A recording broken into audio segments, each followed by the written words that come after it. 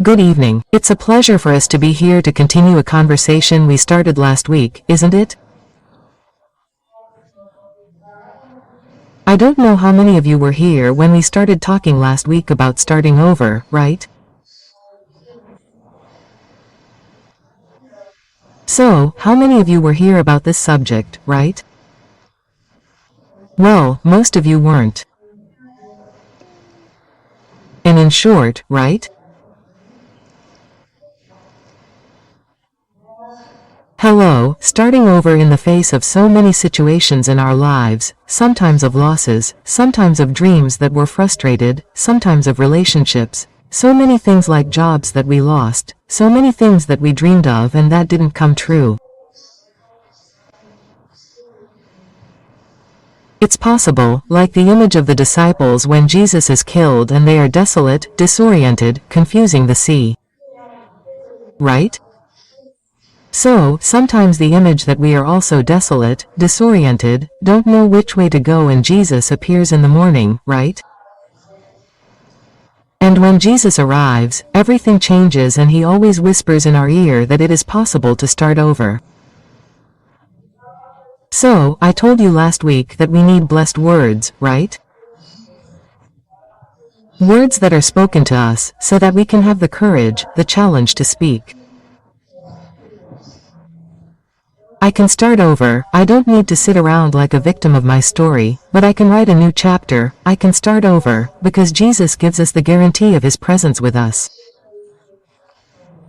And if he is present, our hearts are already inflamed.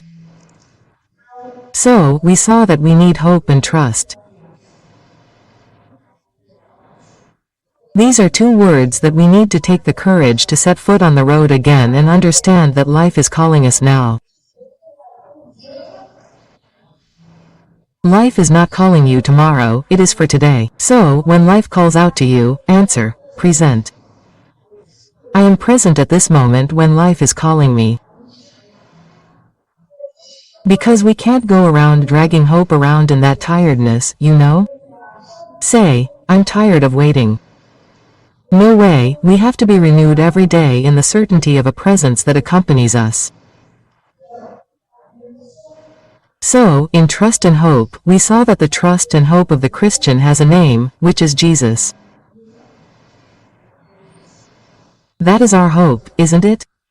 This is our certainty about our journey, the certainty of being known and loved.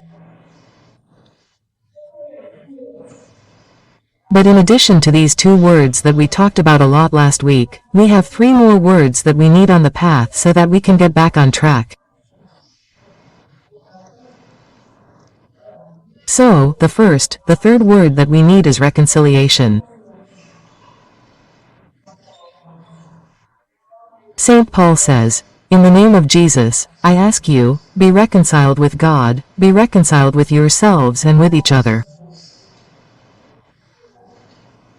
And how difficult it is, sometimes we think, no, imagine, Filó, there's no need. But sometimes we lose someone we love and our first reaction is to say, I fought with God, I'm mad at him because he took me away. Who took me away? Who do we own? We have a wrong interpretation, don't we? What do we own? We don't own anything. The people that are given to us, they are given to us as a gift for a time. But we don't think that. We think about it, right? So we get lost thinking that everything is mine, right? Nothing is mine, everything belongs to the Father. But I don't live in that reality. So we live fighting with God and not with images of God that we need to reconcile.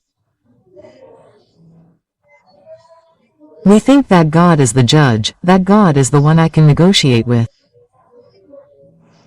So, Lord, if you give me this, I'll stop smoking. Good for those who are going to detox. To God, what difference does it make if Lent is over and people say, no, I didn't eat meat for 40 days. That's right. Good for you. To God it was of no use. It really is nothing. If you had taken this meat and given it to someone who is starving, then it would please God's heart. But you eat meat every day. What difference does it make if you didn't eat meat for 40 days? You took all the other proteins. Do you understand? God is not the God of exchange, no. If I do this, that's all it does. No, these are wrong concepts. No, how did this happen to me? I pay tithes, I go to church, I go to Mass on Sundays, and every now and then I pray a rosary, and I even give away clothes that I don't use. People, our concepts have to improve until we understand that I have a Father, right? What I said last week, that He dreamed of me before the creation of the world, that He counted all the hairs on our heads and not one falls out without His permission, that He loves me unconditionally, that He accepts me, even though it's misery. He accepts me the way I am, isn't that true? Because He has a dream for me. It's different. So, I need to reconcile with Him. I need to understand that God is not against me, He is for me. Okay? God loves me. If we don't walk based on this unconditional love, our lives, if they are not sustained by this love, we will not move forward, because problems will come to all of us.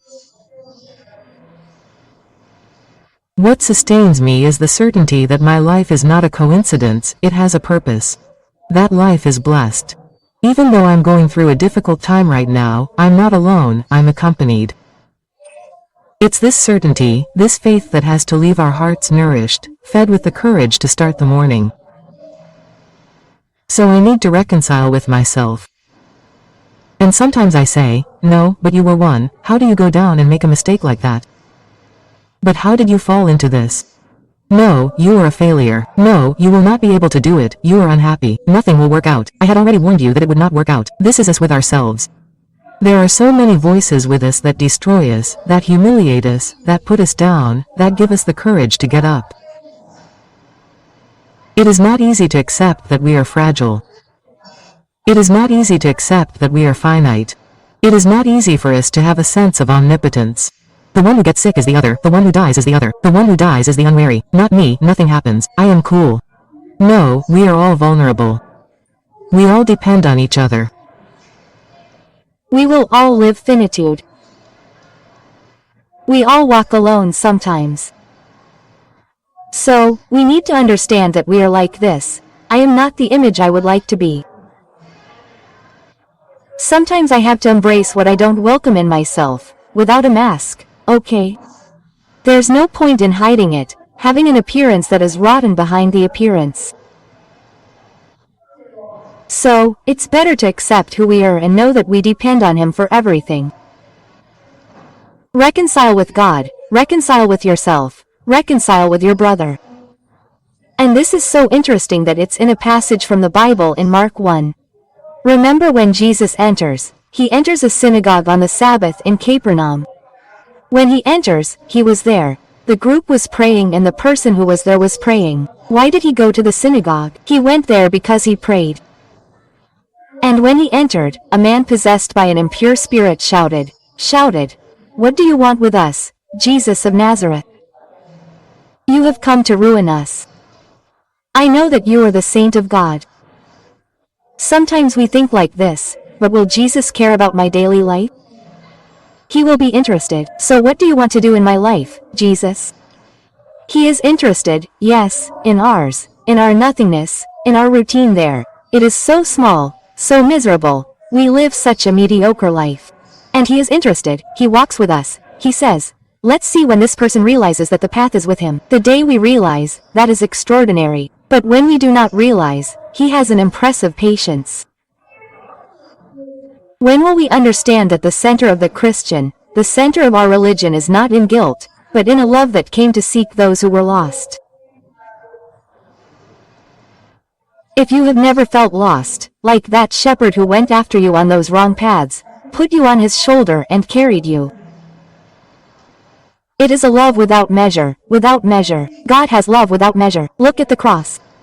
Love without measure for each one of us. Until the day we look at this cross and say, it was because of me that He lived this.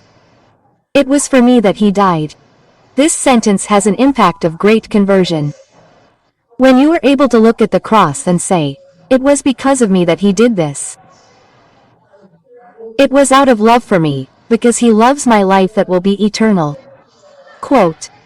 Until we understand this, then these many voices inside us will disturb us, will take us away from our center, will undermine our relationship with God, will say, you are not going anywhere, who do you think you are? Because there are already people who already say this to you, but the people, you with these voices inside yourself, it destroys you. So, that's why Jesus says, be quiet and come out of him. We have to have the courage to silence these voices that keep disturbing our lives and diminishing us, disorienting us, making us worse off than we already were. So, sometimes you're going through a difficult situation, sometimes you're unemployed, and you think, but that's just how it is, you don't speak 10 languages, the other person is competent, and they should take over. Not you, you're incapable. You're not competent, the other person is competent, but you don't have the other person's beauty, the other person is the one who has the beauty. Pay attention to how we destroy ourselves. In fact, we should, when we understand that God is not against me, but is in my favor and that he loves me, I say, you can stop talking nonsense, because I have a Father who loves me. So, if today I lost my job, it's because my time in this place is over, but God, my Father, my Lord, has another project, he needs me somewhere else. It's lighter. It's different. It's different than me trying to ruin myself. It's different from me trying to keep nurturing resentment and a desire for revenge inside me. Say, so-and-so betrayed me, but I'm going to get revenge. Sets logic on fire, kills the other person. No, until you understand it, right, people? So, I know that betrayal is one of the hardest things to live. Adultery is one of the hardest things to live. But when we mature more in life, we think that what unites the most free, what is most liberating, the greatest freedom that can unite two people is love. I can't force anyone to love me. I can't. In the middle of a crowd like that, I look at the person and say, that's the one. I look at the person and say, that's her. And that one day we made a covenant of love. And for some reason, if that person gave up, who could have been a man or a woman, gave up walking, I can't beg for it. You don't beg for love, you don't beg for attention, you don't beg for affection, because I am a daughter of the Almighty. But you also don't have to kill the other person or seek revenge. I respect the other person who gave up. I deeply regret it. But if the person doesn't want to continue the path, may it continue in peace. But until we have this freedom in relation to the other and say, you are free for your options, for your choices, but also for the consequences of the choice. Everything has consequences. But if the other person regrets and wants to come back, it is also an option for me to forgive and take another path. Okay? But we have to be free in relation to this, but understand that God is with us and not against us. And if I don't love myself, don't accept myself, don't welcome myself, if I don't forgive myself, how am I going to be able to do this to the other person? I won't do it. I also have to see my life starting from God. Think about it. We need to reconcile. We need to say, wow, son, you didn't have to do that, right? You did wrong. But I forgive myself too. It's how difficult it is for us to forgive ourselves, isn't it? How difficult it is for us to say, I forgive you. You did something stupid there, I forgive you. I forgive myself with myself. How difficult it is. Because sometimes we have a very perfect image of ourselves and we are nothing like that. We are light and darkness. It is what St. Paul said, I do not do the good that I want.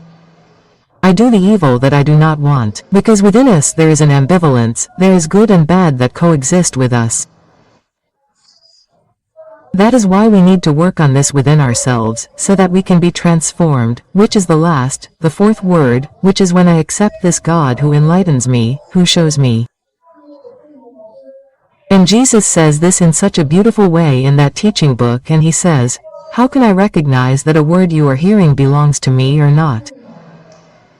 How do you know if it came from God or not? How is this clarity within you? Because everything that is from God has to generate peace and promote you. God will never oppress you. God will never humiliate you. That is something for the filthy. Not God. Our God who loves us will never oppress you. He never came to free us. He came to free us from the chains that imprison us. He came to lift us up. He came to touch us standing up. He never did. So, the phrase that you have inside you talking to yourself down, say, "It is not God who is speaking, I can speak to her. I have the authority of a son," quote, "and I say to him, shut up and go away. Don't bother me. I have a God who loves me and I will change history because of his presence in my life." Quote. So, nothing can make us give up because of a love that guides me. Do you understand? So, I need to reconcile. Talking to Jesus takes away, breaks down the images I carry of God, the false images, and helps me understand that I have a Father that the Lord came to reveal, a Father who loves me, who is loving, who is caring and who wants me with him. When I can see my life coming from God, when I can truly see my truth, I look at my life and face it head on, I say, this is who I am, I look at it head on, I can analyze my life through the Word. Then I give God the opportunity to transform me. Think about it, the blind man met Jesus and began to see. The deaf man heard Jesus, cried out for Jesus and learned to listen to the paralytic whose roof those men took off and lowered with him.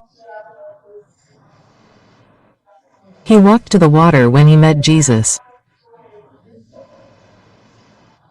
Jesus became wine and we meet him. How many times in the Eucharist do we change what? What is your life and what in your life needs to be transformed?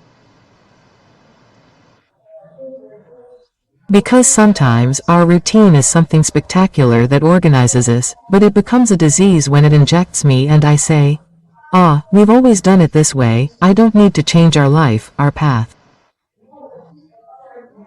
It's a succession of changes. We are transforming. The more I encounter Jesus in the Eucharist, the more I have the opportunity to be transformed. Because as I said, God accepts me as I am, but it's because he wants to transform me into what he dreamed of. But if I don't allow myself this openness, if I don't allow myself to be transformed, St. Augustine makes such a beautiful analysis of what he says. Our heart was made for God. So, why'd I transform myself? Because, in truth, what God dreamed for us is very big. The dream that God has for each one of us, people, is something spectacular that we don't have the dimension of. So, we were born. Each one of us was born to shine. Each one of us was born to be very great in his eyes and in the way he dreamed. But if I can't see this, if I imprison myself, when will he be able to transform me? Never, because I won't allow it. I get stuck in my routine, in what I believe in, and I don't dare to go. I don't dare to walk. Imagine, sometimes we need to be transformed in pain, in a situation, and I need someone else to take me, they are the only ones who can change my life. That paralytic needed 4 friends. Sometimes I need to share the pain.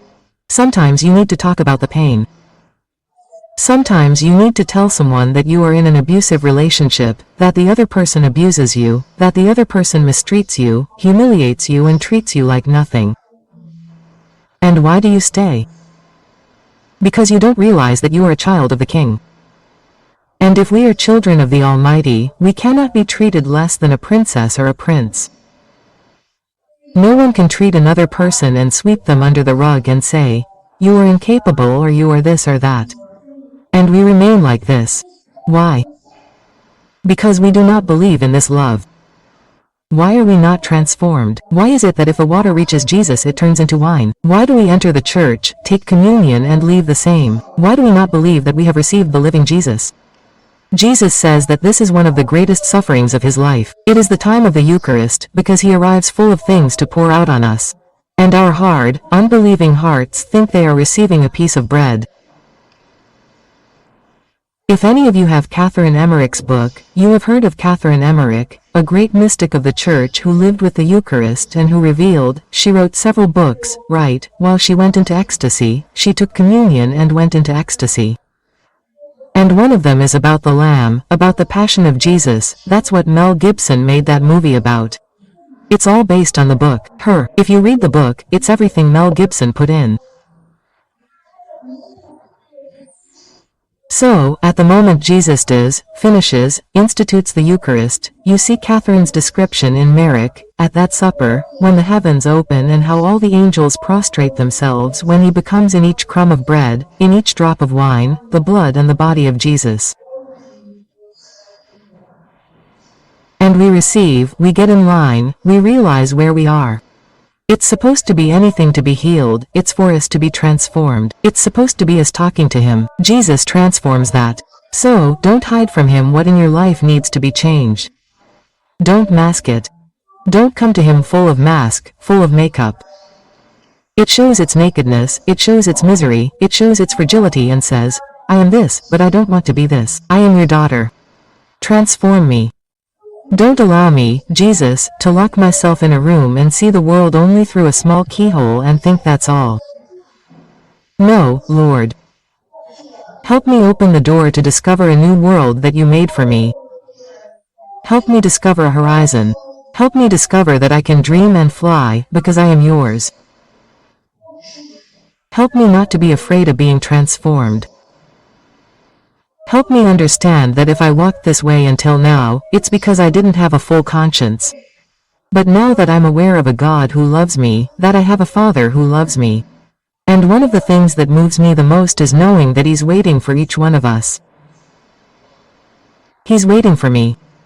I think He's doing the math there, one less day that she lived, in a little while she'll be here. Even if this is a nightmare for us, stop talking about it. But it's true. He's waiting for us for a life that we have no idea. God is waiting for us. One of the bodies that is incorruptible, which is the most beautiful, is Saint Bernadette, who saw Our Lady of Light. Have you ever seen such a beautiful thing? Even a girl sleeping with her little hands, and it was 145 years ago that she died with her little hands clasped. And she is there where the nuns are and her hair has to be cut and her nails too because they keep growing and her blood has not coagulated, it is liquid. It is extraordinary. Our God is something that takes away our speech. And we still encounter him, and we are terrified of him. Why? Tear yourself apart before him, say, Jesus, transform me just like you did with that paralytic. Because what else can Jesus tell us? What else can paralyze you and not let you be transformed? What do you think? What is it? It is our sin. Sin imprisons you. But if you go to a confessional, look for a priest and Jesus forgives you. It's just like if you were in a rowing boat and the oar broke. You hit the oar, it creates a wind that makes the boat fly. We are like a boat, but we were not made to stay anchored to the dock. We are made to fly, to travel, to be on the high seas, not to be trapped. Ask him, say, Jesus, what is it in my life that is holding me back? What am I afraid of being transformed? What am I afraid of changing my situation? What am I afraid of facing a new challenge? What am I afraid of changing my situation? If I was an employee now, I became a manager, I became a CEO of a company, I became an owner, I changed my career path, I changed my options. What am I afraid of? If I have God with me, if he will be by our side, if he will guide us. No, Lord, but I am terrified of relationships, because I was hurt once, I was wounded and I am afraid of being hurt again. So, ask him for healing. What is the only thing that heals us? What is the only thing that heals? It is not medicine. Who heals? Love. Love is the only, it is the greatest force in the universe, right, people? It is the only thing that heals. I have seen people wake up from comas. Because of love. The greatest force in the world is love. The only thing that transforms you is God's unconditional love. It's when you feel loved in such a way that you are restored. He says, in the eyes of the world we may not be worth anything, -1, but for him we are 100%. Because he died for us. Quote. This is something to think about. These are the three things that God gave us to contemplate in silence. The cross, the Eucharist and the Virgin Mary. These are three great mysteries to think about, to admire, to look at and to see what we learn. So, the day that you understand this love, trust in this unconditional love, of course I will want to be transformed. Say, Jesus, look at my life through your eyes and what needs to be changed. What in my life do I live that does not please you? At what point in my life am I not walking as I should as a child of God? Think about what situation in your life does not please God. Think about what situation you would like to have gone differently and have the courage to hand it over to Him. Because Jesus, He is so sweet that even the transformation He makes in us is sweet, it is gentle. God does not attack us, He waits for us. He waits for the time when we are already mature, ready. I think that only Our Lady who went there made such a crazy transformation, because He took her by the hand and made her run. She started out as a girl and had to mature, and everything she knew, she had to live in such an intense way. But God will act in our lives to the extent that you allow Him to. Think about it. Every time you enter for a Eucharist, say, Jesus, I come here impure. Transform me, make me capable of doing good, because good does not dwell in me. So I am not capable. As much as I want to do good, I depend on the Lord to do good. This is the prayer from the letter in Hebrews that we read on Saturday. Not me. It is God who makes us capable of doing good, because we are not capable of anything on our own. Without me, nothing. But it is His love, His kindness, His power that can make us do good. How many attitudes can we change from the moment I reconcile, from the moment I forgive someone? This is extraordinary. Forgiveness can only come from God, because from a human point of view, we do not forgive, we plot revenge. Tell me, but I will catch you on the straight and narrow. God says, nothing, come here, my dear, let me teach you another way.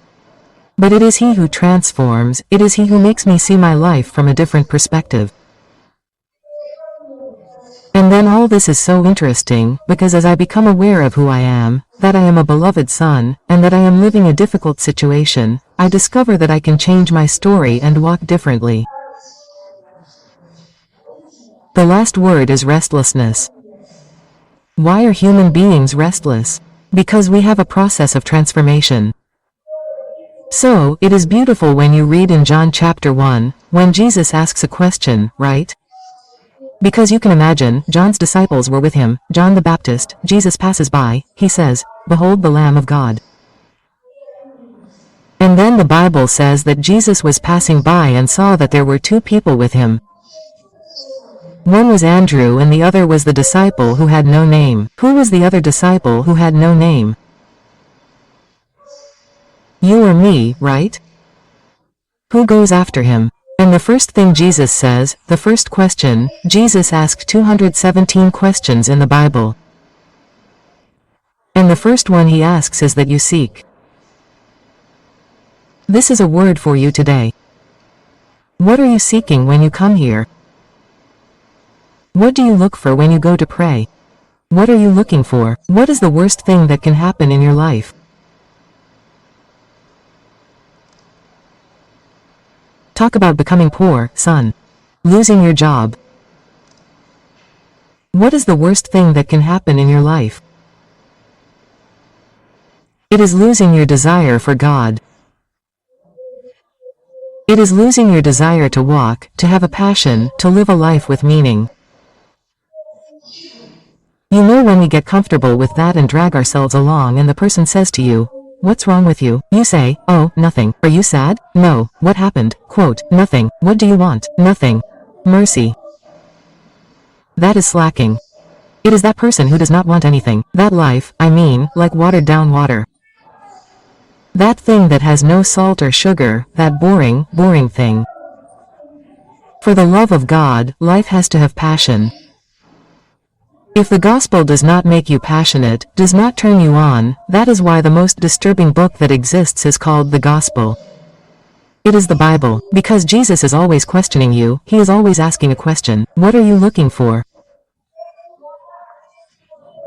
It is very serious if we are kidnapped by consumerism that makes you think that your desire is summed up in what money gives you. It is very poor. It is very poor. If I think that what I have in my hand is the desire that sums up my life, it is too little. It is very sad for a person who desires nothing, a person who wants nothing, a person who says, yeah, it doesn't matter if it rains, I just do it. For the love of God, you have to have energy in life. You have to have passion for life, you have to have passion for the cause of Jesus. You have to have passion to live a life that pleases him. You have to have passion to get to heaven. You have to have passion to do everything to avoid going to purgatory. You have to have a passion to live all of this, to live our faith. And if you have to go to the point of shedding your blood for him, but only for him, for no one else. When, at that celebration of Christ the King, there was a revolution that took place, that took people who were famous, followers of Christ, that took a child and his uncle, spoke to him, the 11-year-old boy, and said, please, what was alive at that time? A president of a country? Quote. And his uncle said, please, tell me this. Then, when they were going to take the boy, he said, tell me, what do you have to say? Quote, he said, long live Christ the King. And he was killed. He was a child. Do we have the courage? So, what is the worst thing that could happen? That I don't know what I want. So, when Jesus turns around and asks you today, what are you looking for now that you need to start your life over again? Whether it's because of infidelity, because you gave up on something, because you lost someone, or don't stand still on the day of pain, don't stand still on the day you discovered someone was cheating, don't stand still when someone died, don't stand still on the day you lost your job. Get up. When Jesus picks up the paralytic, he speaks to him while he's standing. This is the word of resurrection. This is the word he wants to say to each one of us. I didn't make you stand up to lie down. You are my image, my likeness. Walk like my son in my presence, because I am here. So I guarantee my presence. I bless you. I guide you. I won't abandon you. I won't betray you. Despite your infidelities, everything, right? We have to talk to him every morning. Jesus, I go to the mirror and talk to Jesus. Do you see me? Do you understand? It's me. Look at me. Pay close attention to how I'm dressed so you don't lose me in the crowd, because you might lose me. And if you don't pay attention, I'll lose you, I'll betray you. For much less than 20 coins.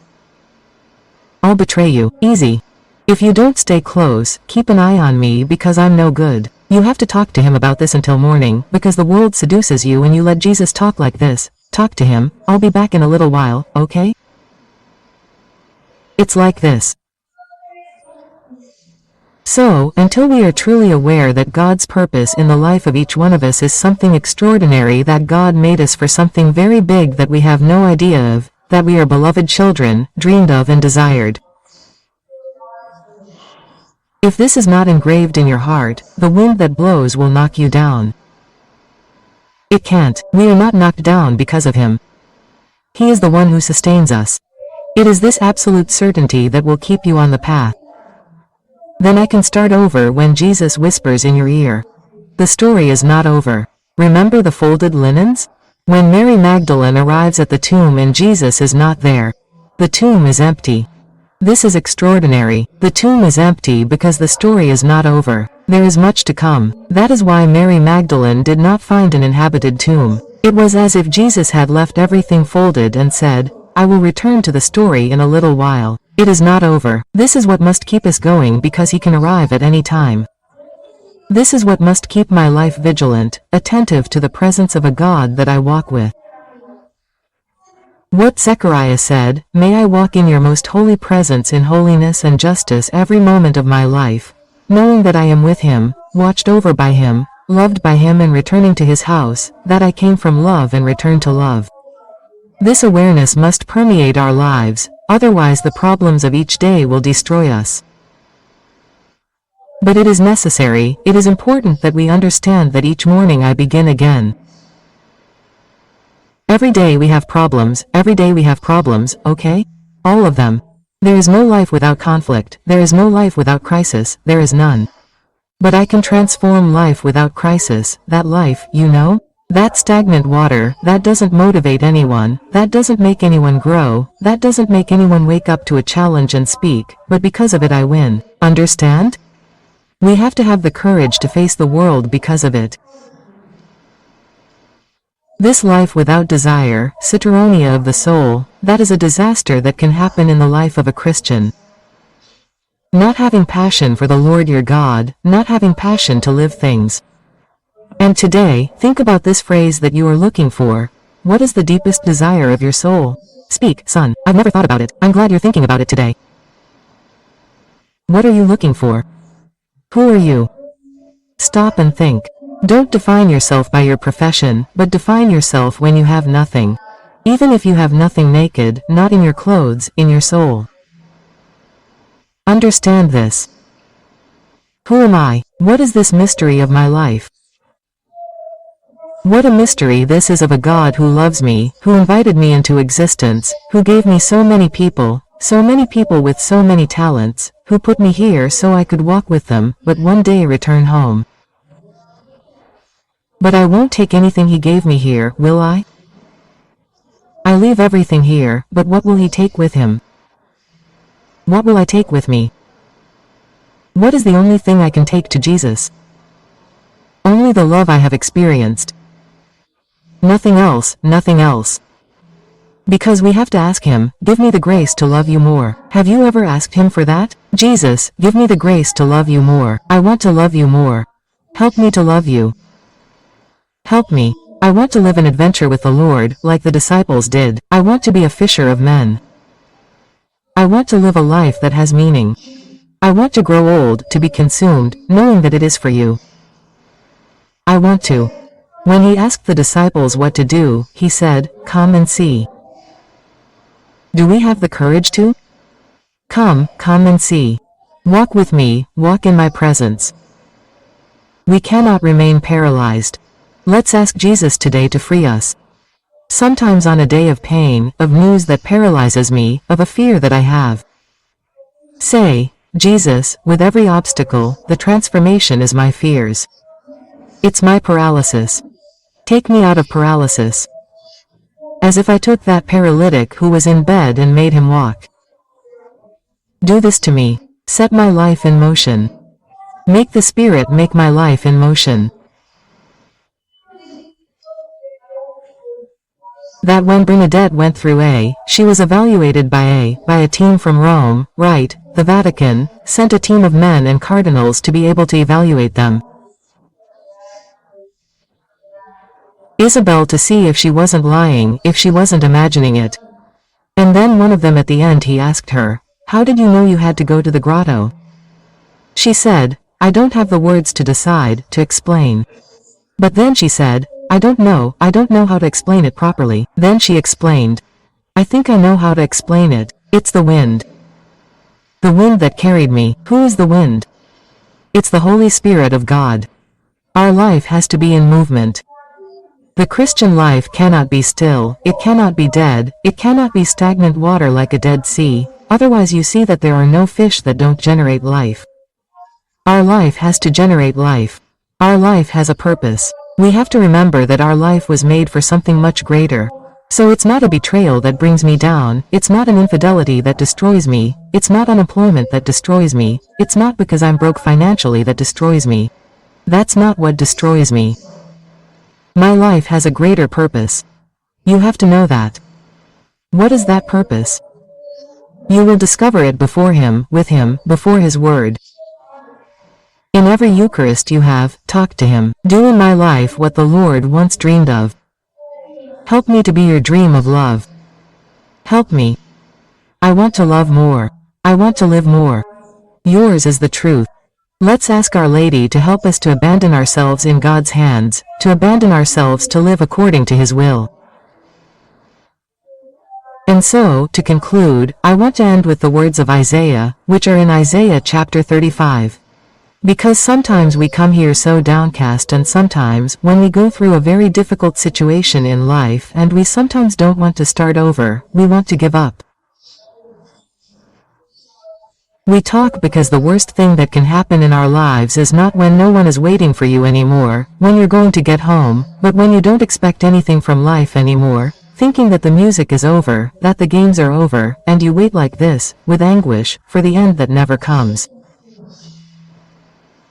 No, God didn't make us for this at all. God made us for much more, right? It's something extraordinary in our lives, right, people? God takes us out of nowhere, right, and is something that no one could have imagined he would do. That's why he is God. God brings good out of every evil. If it weren't like that, he wouldn't be the Almighty. When we think it's over, he says, nothing, well, it's just beginning. Let me do it for you to see. Now let me be the protagonist. I say that the best part of our lives is when we say, no, I can't do anything else now. He says, wow, now it's his turn. Now it's his turn to shine. Now it's his turn to create a completely different story, something that no one thought of. Of course not, because he is God. So, let's ask him for the grace to be a child, the grace to give this unconditional trust, the grace of this abandonment, and say, I believe that the Lord loved me, that's why he created me, and that the Lord has an immense plan for me. So, regardless of the situation of suffering that I am experiencing today, I can start over, because the Lord is my God. So, the word of Isaiah is when he says, strengthen the hands that are weak, strengthen the knees that are feeble, say to the faint-hearted, be strong, do not fear.